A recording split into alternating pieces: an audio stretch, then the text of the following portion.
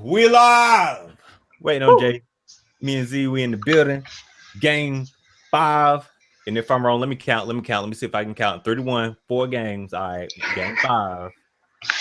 About to go ahead and see if the Warriors can close it out. And got a decent amount on the line. Most recent news, Draymond Green is going to be suspended for this game for striking LeBron in the previous game. What you think about that, man? Do you think it was fair? Not fair? I think it was fair. He's had too many transgressions so far in the playoffs, and the last one was kind of controversial when he kicked Steven Adams in the nuts and they didn't suspend him. People were like 50-50 on that. So this one was kind of like they had to, or the internet was going to explode in the sports world, because at what point do you draw the line? What can he do and get away with? Yeah, So I I'm would cool try with to knock his head off personally. it. I would try to kill that man. I would try to knock him out. But your boy Stephen A. Smith did bring up a good point. And from watching the game, LeBron, he could have stepped a different way Oh instead of yeah, stepping directly over him. So it it's was like, strategic. bro, you just gonna step on me like that? Nah, bro. I'm gonna hit you. But Yeah, you know, he missed though. He didn't make contact. So I guess they suspended him based on intention. intent. Yeah. Yep. And so it's like, I guess I can live with that. And then plus the pass, but I don't know. Maybe something about it. The review is probably what bothers me the most about it is if they did it right there on the spot and said, "All right, you out." In the next game you out, I might have felt different. But the fact that they went back, watched the tape and everything, then they decided to do it, not in the heat of the moment, it's kind of like, it's messed up. Yeah, it's almost bringing politics into it. You just get to review it and think about everything else. And that, well, so some people say that's good. You get to review it, and instead of making an on-the-spot decision that can impact the rest of the games, you think about it. So I don't know. It could go either way. But yeah, that's gonna be a big help to the Cavs. The Warriors could be inspired from that. You know what I mean? And then go ahead and knock them out anyway. But as of right now, it look like that's gonna be advantageous for the Cavs that Draymond ain't gonna be playing. And then your boy LeBron, man, that legacy. Woo! It look like he about to take a hit. Like he about to take a hit, man. Like unless it's really rigged and they win 3 straight. And they go ahead and finish it out and actually do somehow beat the Warriors. I don't see that happening, but it looks like he's gonna be 2-5, man. Yeah, we'll have 2-5. some Illuminati confirmed material if they come back 3 straight. But I don't know. So We'll how do you see. feel? Well, how do you feel that'll affect his legacy? Will it be about the same, or will that bring him down a substantial amount? There's already an incredible amount of haters for him. I never really thought about it until pretty recently when I've gone to different bars and restaurants to watch and see how. I mean, I'm in Atlanta, so this should be a neutral place other than just bandwagon Warriors fans. Yeah. But I mean, people really hate him already and say that he's nowhere close to being one of the greats, which I think that's a bit of a stretch. But I mean, he's already done some pretty great things. It's hard to consider because we're still in the moment. So you'll have to think ahead 20 years, and we'll look back at the same as with most players. So after they're gone, then you get to step back and see the scope of everything they did, all of like averaging 25 and 7 and 7, and all the performances he's had in the playoffs and stuff. But there would definitely be a tarnish on the legacy if it's only the 2 with the Heat and then losses everywhere else, and then he's lost more than he's won. Yeah, that's definitely gonna put a burn on it. He's gonna retire an all-time great. I mean, that's already established. He's an all-time great. But when you talk about the top, like top 2, top 3, now you gotta be like, he be like, bro, look, you got your boys with you, you got the squad that you wanted. You know what I'm saying? As far as I know, as far as the reports go, he put together this team. He got all the pieces that he wanted that were available. Mm-hmm. He put it together and everybody healthy. And then, I mean, and then another piece of the puzzle, Kevin Love came back and then they lost. How much blame is to be placed on him? I feel like he played decent, so it ain't really on him, but maybe he just bad luck. It's hard to say because Yeah. I mean it's easy to say because he was out and they won and then he came back and they lost, but that's just the difference from one game to the next. Both teams make adjustments and it's an entirely different game.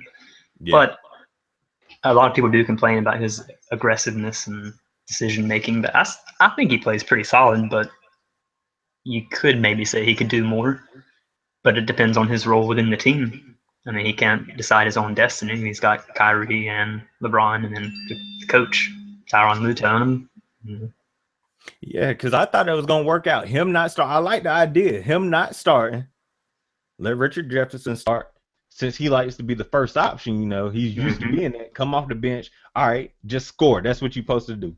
Score, get a few rebounds. Now's your chance to shine. But it didn't quite work out that way, and that's fine. But I don't know. It's gonna be interesting to see, win or lose, what's gonna happen in the offseason. They're gonna make some changes. Something big gonna happen. Yeah, I'll be honest. I've been rooting for Kevin Love to go somewhere else since the moment he signed with the Cavs because he was one of my easily 5 favorite players in the NBA when he was on the Timberwolves. When I used to play 2K online, I pretty much always used the Timberwolves because I liked him. But So what? he hasn't worked out really to me overall since he's been in Cleveland. Right, and I would say, what do you think is the biggest difference now that he with the Cavs versus his game when he was with the Timberwolves? Turn into a 3-point shooter. He don't really bang like he used to. It don't seem like, but Pretty much. I might say it's as much mental thing because he went from being the obvious number one to now obviously not number one and maybe not even number two. So he just his mindset is for what his role is on the team. If he just feels like he's supposed to just shoot threes, because he was consistently one of the best rebounders in the league, and he shot a super high percentage too, and not so much anymore. Golly. We're gonna see. Oh, another piece of the puzzle. Curry did his thing a bit last game, but up until that point, you could argue, I don't know, Andre Iguodala was MVP again. So that'll be another big piece. What if they win again and Steph Curry don't get MVP? So again, because a lot of people felt as though this was gonna be okay. Who's the best in the game right now? Is it Curry or is it LeBron? But it's like, bro, you can't really say it's a battle like that if Curry ain't getting MVP for his team. You know what I mean? He got him there, but he wasn't the one, that carried him in the finals again. Yeah, it'd be pretty funny. Actually, I hope that is the case because he kind of checked out. I mean, he's still a critical component anytime he's on the floor, but for a couple of those games, he was not doing a whole lot.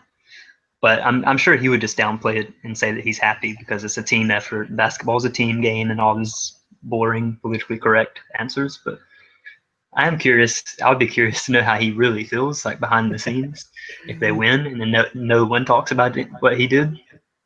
Yeah, well, last game he went off. So if he had one more beast game, then they'll probably go ahead and give it to him. He had 38. Yeah, so, like I said, he had his explosion last night. But let's say Iguodala is the one that kills it again tonight. So overall, over the whole span of the finals, he had the better series and he gets MVP again. He's gonna get some criticism to a degree. And it also made me laugh at people that make memes and everything. It's gonna be like, memes of Steph Curry saying something to LeBron. But it's like, he really was light, except for game 4, where he really went in and did his thing. And J.R. Smith, that's a whole nother topic. He was somebody one game, then he disappeared the next. I mean, maybe I'm just being a downer. They weren't giving him the ball. That's true. That. But yeah, maybe I'm spoiled and I'm being a downer, but I don't feel like this is going to be like a historical series. I mean, the implication, I guess, is because of the 73-9 season and stuff. But as far as like the watchability of this, I don't feel like 20 years from now, nobody's going to be like, man, you remember that 2016 NBA Finals? Hell no. That one was super great. All of those great games. It's just kind of like, yeah, blowouts, just blowouts. This whole playoffs been like that. Like Pretty much. It's been a weird playoff season. it's only been a few games where we're real close. Even in the last series, you know, where the Warriors were battling out, you know, it's like they had one or two competitive games, but for the most part, it's been blowouts, domination. The team would break down and another one be clicking all at the right time.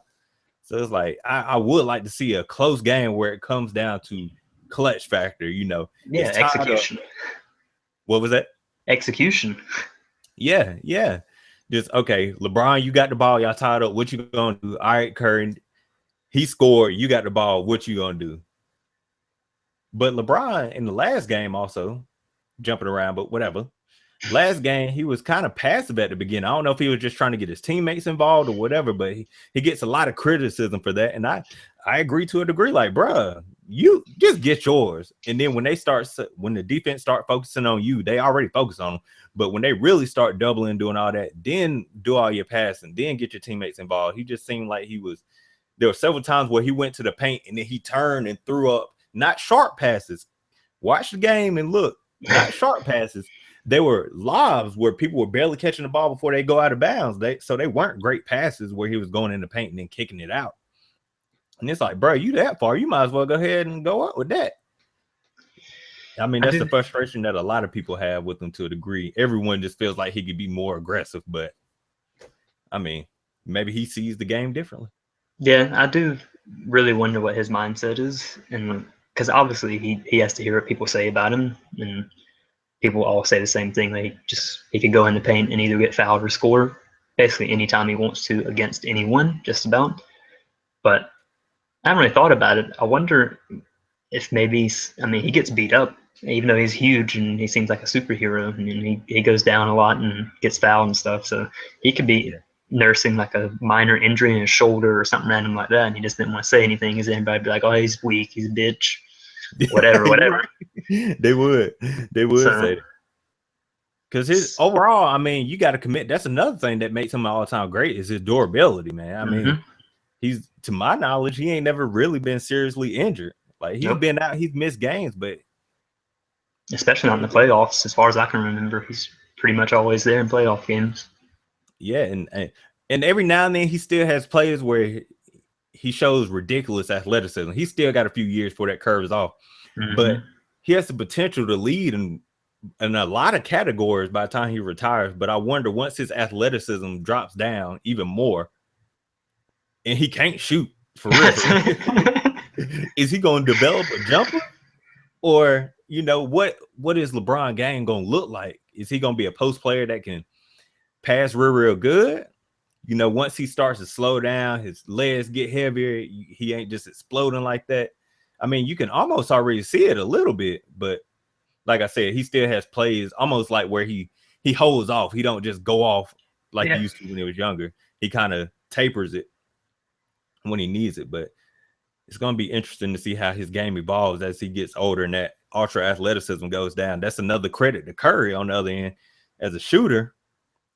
I mean, and he's naturally thin and light, so his besides his ankles being tore up, theoretically he could play for a long time and be able to shoot still. As far as getting off his shot, that may taper down some. Yeah. But being able to catch and shoot, I mean, that should stay with him. But we'll see. Okay, let's say the Warriors win.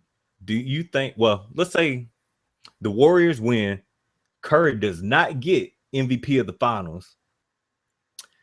Would it be an overall claim that he is now the number one player in the NBA, or would you think that LeBron would still be number one? Of course, it's still going to be debates, but what do you think the consensus would be if he doesn't win the finals? And you can even add the other option if he does win.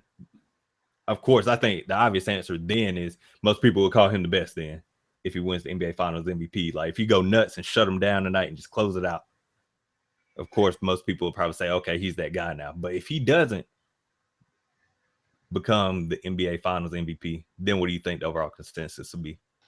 Well, the public's consensus is going to be different from like NBA people's consensus probably, but yeah, it's so hard to say LeBron's clearly the best because of the way the series is going and the whole playoffs is going.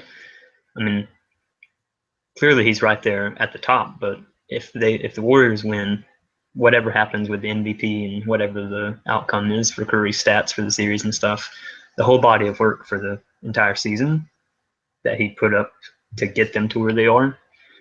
Yeah. I mean, the consensus is probably that he's the best player, but I mean that's by popularity too. It's like a popularity vote, not even like on a technical standpoint. But it would be pretty hard to say like, well, they won, but LeBron's still the best, even though their team and him individually didn't play exceptionally well. It's hard not to say that he's the best, especially if you comparing him and Curry based off of the overall game. I mean, yeah. When it comes to defense, I mean, come on now. Let's not even debate about that. Overall game, LeBron is the overall best player, in my humble opinion. But the edge that people give is Curry seems to have a bit more heart at times, the will and the want to take over a game, and his explosiveness offensively, where he could just basically his offense is so much greater than LeBron's that kind of offsets his lack of defense because he'll just outscore you by himself. Yeah, just his playmaking ability. Yeah, whether that's right or wrong, it is what it is, and it's a good debate. But unfortunately, if LeBron loses these finals, which is looking like he will, them MJ comparisons got to go. They gotta go. Even Kobe almost. Oh well, yeah. Damn. What? Kobe's like 5 and 7, I think. Something like that. We know he's got 5. I don't remember. Yeah, I think 5 and 7 sounds right. I think because I remember one year, I think the Celtics beat him and he was crying on the bench and shit. I was like, damn, Kobe crying? But he came back next year and he got that win. And then the people could use that against LeBron again. They say, hey, look, when Kobe lost in the finals, he took that same team back and look what he did. They went and got it done. Even Paul Gasol was really the one. But took them back and they got it. And then what did LeBron do? You know, he went and lost. Because I guess everybody like myself was kind of expecting him to play like he did last year. Like, if you can just do what you did last year and now have the additional points of Kyrie Irving and Kevin Love, you good. Ain't no way you ain't going to win. You was up 2-1 without them. So with them, it should be easy. But the Warriors, give them credit, they got better as a team too.